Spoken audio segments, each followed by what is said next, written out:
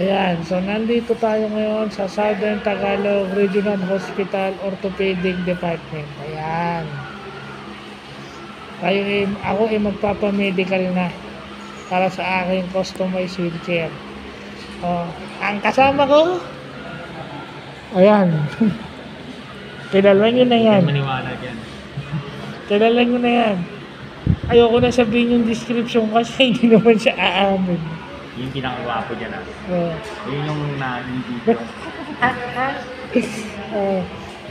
Yun lang masasabi ko. Ano yung sinasabi na, ano yung sinasabi, a true leader, unites people. True leader, kagaya ng ginagawa ko, accepts accountability also. Umaamin pag may mali at ini-improve yung mali. That enables them to unite people. Hindi mo pwede sabihin nag-unite ka ng tao tapos pag may mali ka, hindi mo inaako. Kasi lahat ng mali, kahit mali ng tao mo, mali mo. Human responsibility yun. So, ayan, nakikita natin may mga pasyente. Galing siguro operahan to, no? Kakaawa nga lang. Ano ng anak ka? Ibig sabihin ng anak ka.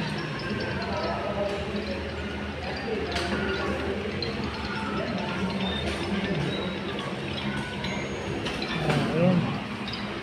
Ano ba naman kayo? Ayan.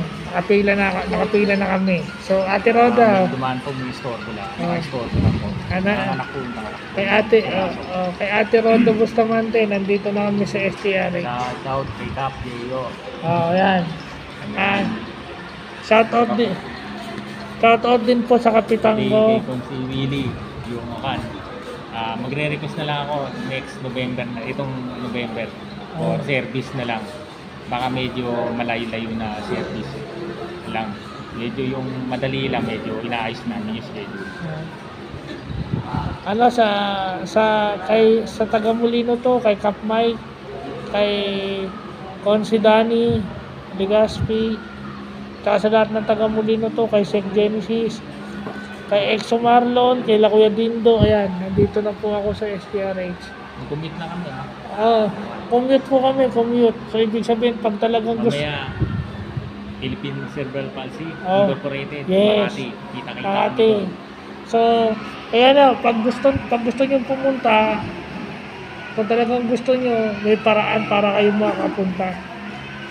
Hindi. Kay Cabañas pala, bukas yung awarting. Don't forget, mga alas 12 yun. Kasi award tayo. Kasi baka ang Molino 7 po. Pati di Melody kay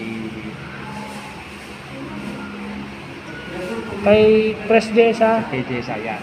Nakausap ko na kahapon. Ayan, sige. Okay lang.